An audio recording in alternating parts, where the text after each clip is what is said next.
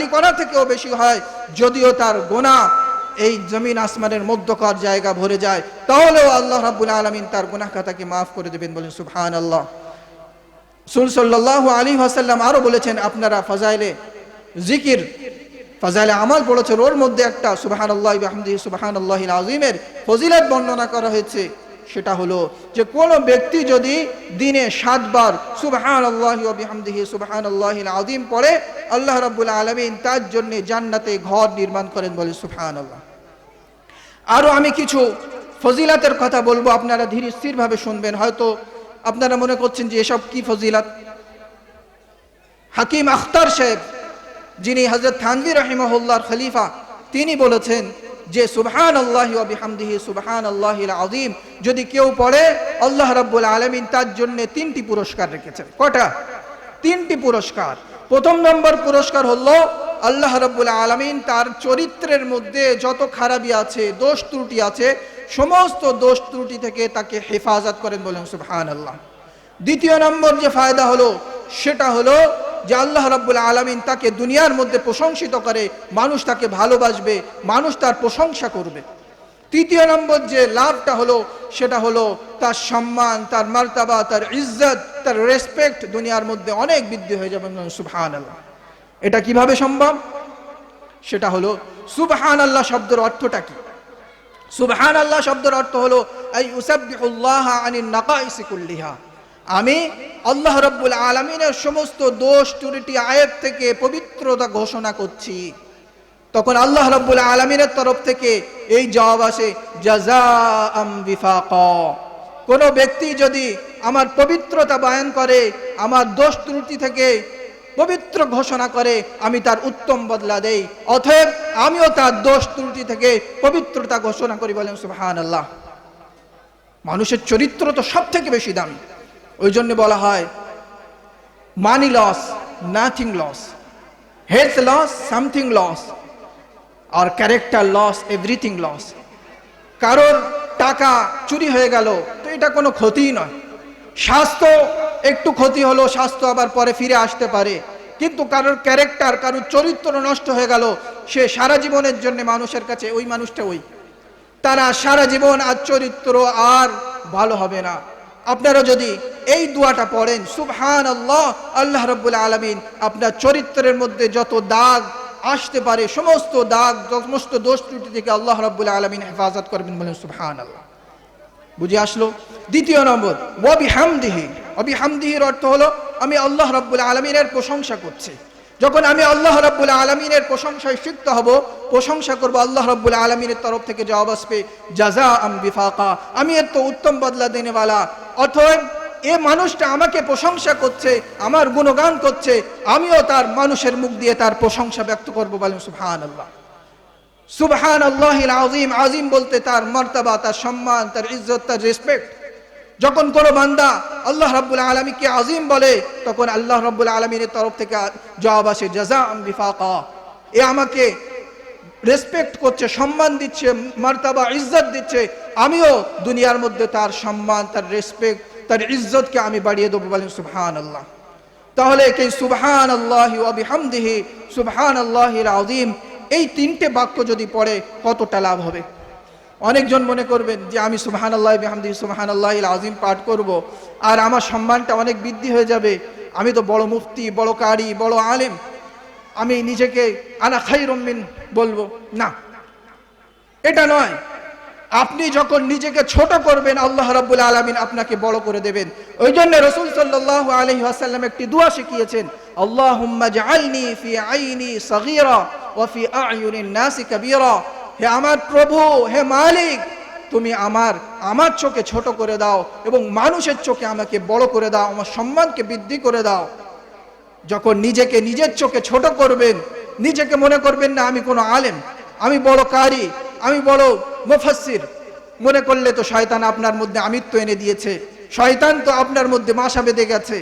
আপনি বড় নেতা, বড় আপনি টাকাবান, বড় দানি, আপনি যদি মনে করেন আপনার মধ্যে শয়তান ঢুকে গেছে। শয়তান তো এই বলেছিল যে আনা খায়রুম মিন, আমি আদমের থেকে ভালো। তো তো তখন আমি মনে করছি যে আমি অমুকের থেকে ভালো, অমুকের থেকে ভালো, তাহলে আপনি কিন্তু বড় হতে পারবেন না। নিজেকে ছোট করতে হবে, নিজেকে ছোট মনে করতে হবে, নিজের আমিত্বকে মেটাতে হবে, তাহলে আল্লাহ রাব্বুল আলামিন ফি আয়ুনিন নাসি কাবীরা, মানুষের চোখে আপনাকে বড় করে দেবেন, বলে সুবহানাল্লাহ। এই হলো বুখারী শরীফের সর্বশেষ হাদিসের তাশরিহ আপনাদের সম্মুখে রেখেছি। আমি পরিশেষে আমাদের ছাত্র ভাই যারা অভিভাবক এসেছেন তাদের উদ্দেশ্য বলি, আমাদের যারা ছাত্র আছে তাদেরকে বলবো যে তোমরা ফারেক হয়ে বিভিন্ন জায়গায় চলে যাচ্ছ। আসাম থেকে অনেক ছেলে আছে, বীরভূম, কোচবিহার, মেদিনীপুর, 7টা জেলার ছেলেরা এখানে পড়াশুনো করে, এবং আসামের ছেলে হয়তো আর কোনোদিন তোমাদের সঙ্গে দেখা হবে না। অনেক আছে তাদের সঙ্গে দেখা হবে, অনেক আছে তাদের সঙ্গে দেখা হবে না। তোমরা যেখানেই থাকো না কেন, তোমরা এই ইলমে দ্বীনের খিদমত মানুষের কাছে পৌঁছাও, তাহলেই আমাদের রুহে তার মাগফিরাত, তার সওয়াব পৌঁছাতে থাকবে। আমাদের ছাত্র ভাইদের কাছে আমাদের নসিহত হলো যে তোমরা যেখানেই থাকো না কেন, তোমরা দ্বীনের খিদমতের সঙ্গে লেগে থাকবে, দ্বীনের খিদমতের সঙ্গে লেগে থাকবে। আল্লাহ রাব্বুল আলামিনও আপনার তোমাদের উত্তম বদলা দান করবেন। দ্বিতীয়, আমাদের অভিভাবকদেরকে বলবো যে আমাদের সন্তানদের আমরা দ্বীন শেখাই। একটা সবথেকে আমাদের কাছে সবথেকে অপ্রিয়, বাড়ি বেশি বদমাইশি করে তাকে ধরে বলে ওকে মাদ্রাসায় দে, বা এখন একটা বিশাল খারাপ প্রবাদ হয়ে গেছে, কেউ বদমাইশ করলে তোরা মাদ্রাসায় দিয়ে আসবে, মানে মাদ্রাসাটা জেলখানা মনে করে ফেলেছে। আমরা মাদ্রাসাকে জেলখানা মনে করব না। হযরত আলী মিয়া নদভী রাহিমাহুল্লাহ তিনি বলেছেন একটা ছোট্ট কথা, যে আপনার সন্তানের ঈদের নতুন কাপড় তৈরি করার থেকেও 1000 গুণ বেশি, আপনার সন্তান অসুস্থ হলে তার সুন্দর চিকিৎসা করার থেকেও 1000 গুণ বেশি, এবং আপনার সন্তানের ক্যারেক্টার এবং তার চাকরি পাওয়ার যোগ্য সম্পূর্ণ তৈরি করার থেকেও লক্ষ কোটি গুণ বেশি প্রয়োজন আপনার সন্তানের দ্বীনি শিক্ষা দেওয়া। মাদ্রাসায় দিতে হবে কোনো এমন কিছু নয়, তাকে মুফতি বানাতে হবে এমন কিছু নয়, তাকে মাওলানা বানাতে হবে এমন কিছু নয়, তাকে দ্বীনদার বানানো প্রত্যেকটা আমাদের যারা অভিভাবক আছে তাদের উপরে ফরজ।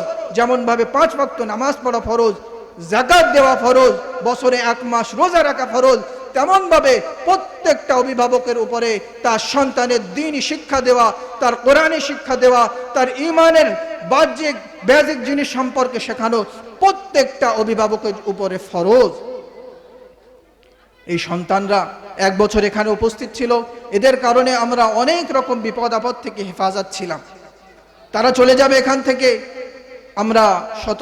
আমরা তাদের থেকে ফায়দা নিতে পারবো না। তারা কত সুন্দরভাবে এখানে ছিল। একজন আল্লাহর ওলি সে বলে যে আল্লাহ রাব্বুল আলামিন এই পাপী মানুষদের পাপ দেখে, রাত্রে কত মানুষ পাপী, তারা পাপ করে, গুনাহের কাজ করে, কত জেনা ব্যভিচারী অন্যায় ড্যান্স হাঙ্গামা হই হুল্লাসে লিপ্ত থাকে, আল্লাহ রাব্বুল আলামিন ফয়সালা করে নিয়ে নেন সকালবেলা এই জায়গায় আযাব দেব। কিন্তু যখন কোনো ব্যক্তি রাত্রে উঠে আল্লাহ রাব্বুল আলামিনের সামনে তাহাজ্জুদে দাঁড়িয়ে ক্রন্দন করে, এবং সকালবেলা এই মাদ্রাসার ছাত্ররা মসজিদে গিয়ে কোরআন পড়ে, আল্লাহ রাব্বুল আলামিন সেই আযাবকে রহিত করে দেন। বলেন সুবহানাল্লাহ। কত গুরুত্বের এই ছোট ছোট বাচ্চা, আমরা মনে করছি এদের কোনো গুরুত্ব নেই। দেওয়ানে আব্দুর রশিদ বলে একজন বহুত বড় আল্লাহর ওয়ালি ছিলেন, তিনি মৃত্যুর সময় ওসিয়াত করে যাচ্ছেন যে আমার ওই পাথরটা আমার কবরের উপরে রাখবে, যেই পাথরে এই মাদ্রাসার ছোট ছোট মক্তবের বাচ্চারা জুতো খুলতো, সেই পাথরটা আমার কবরের উপরে রেখে দেবে। খোদা না খাস্তা আমি আল্লাহর প্রতি এই আশা রাখি, আশা পোষণ করি, আল্লাহ রাব্বুল আলামিন যদি চান আমার এই ছাত্রদের এই পদধূলির কারণে আমার গুনাহ খাতাকে মাফ করে দেবেন। বলেন সুবহানাল্লাহ। তো আমি আমার বক্তব্য দীর্ঘায়িত করব না, আমি শেষে এই কথাটা বলতে চাচ্ছি যে আমাদের সন্তানদেরকে আমরা ন্যূনতম দ্বীনি শিক্ষা তাদেরকে দেব, তাদেরকে মাদ্রাসায় পাঠাবো, অন্তত পক্ষে কোরআন একবার শুরু থেকে শেষ পর্যন্ত তাদেরকে পড়িয়ে দেব। মুহাদ্দিস এবং মুফাসসির, নন্দিত মুফাসসির আল্লামা শাব্বির আহমদ উসমানী রাহিমাহুল্লাহ তিনি বলেছেন যে কোনো ছোট সন্তান যদি কোরআন শরীফের শুরু থেকে শেষ পর্যন্ত দেখে নাজেরা একবার কোরআন শরীফ পড়ে নেয়, আল্লাহ রাব্বুল আলামিন সে দুনিয়ায় যে প্রান্তে যাক না কেন যে কাজ করুক না কেন, যে মহলের মধ্যে সে যাক না কেন, তাকে কেউ গোমরাহ করতে পারবে না। আমরা আমাদের সন্তানদেরকে অন্তত পক্ষে তাদেরকে মাওলানা মুফতি নাও বানাতে পারি, কিন্তু তাদেরকে এই দ্বীনের জ্ঞান আমরা দান করি। যদি দ্বীনের জ্ঞান দান করতে পারি, কোনো শক্তি তাদেরকে গোমরাহ করতে পারবে না। এবং পরিশেষে আমাদের ছাত্রদেরকে আমি একটা রিকোয়েস্ট করব, আবেদন জানাবো, যে আমরা কতদিন বাঁচবো জানি না, কোথায় থাকবো, কে কোথায় থাকবে আমরা জানি না, কোন দিন মৃত্যু আসবে জানি না। যদি কোনোদিন মৃত্যুর সংবাদ শোনো তোমরা, আমাদের জন্যে যদি আসতে পারো জানাজায় হাজির হও, আর আসতে যদি না পেরো সেখান থেকে দোয়া করো। এটাই আমাদের জন্যে তোমাদের প্রতি আমাদের আবেদন, তোমাদের প্রতি আমাদের কামনা। এবং সদা সর্বদা এই মৃত্যুকে স্মরণ রাখবে। যদি মৃত্যুকে স্মরণ রাখো, তাহলে দুনিয়ার যাবতীয় লোভ লালসা, যাবতীয় খারাপ দুনিয়ার যা কিছু আছে সব থেকে দূরে থাকতে পারবে। সব সময় আল্লাহ রাব্বুল আলামিনের স্মরণ এবং মৃত্যুকে স্মরণ করে আমরা যদি দুনিয়া থেকে যেতে পারি, আমাদের দুনিয়া আখিরাত কামিয়াব হবে। আমাদের বক্তা হযরত এসে গেছেন, আমি আমার বক্তব্য দীর্ঘায়িত করব না। আমি আমার বক্তব্য সার অংশ আমি এখানে বলে শেষ করছি। আমি সর্বপ্রথম ইমামে বুখারী রাহিমাহুল্লাহ জীবন সংক্রান্তে আমি আলোচনা করেছি, এবং সেখানে আমি বলেছি একজন ভালো সন্তান, ভালো আলেম তৈরি করতে গেলে তার পিছনে তার মা বাপের কত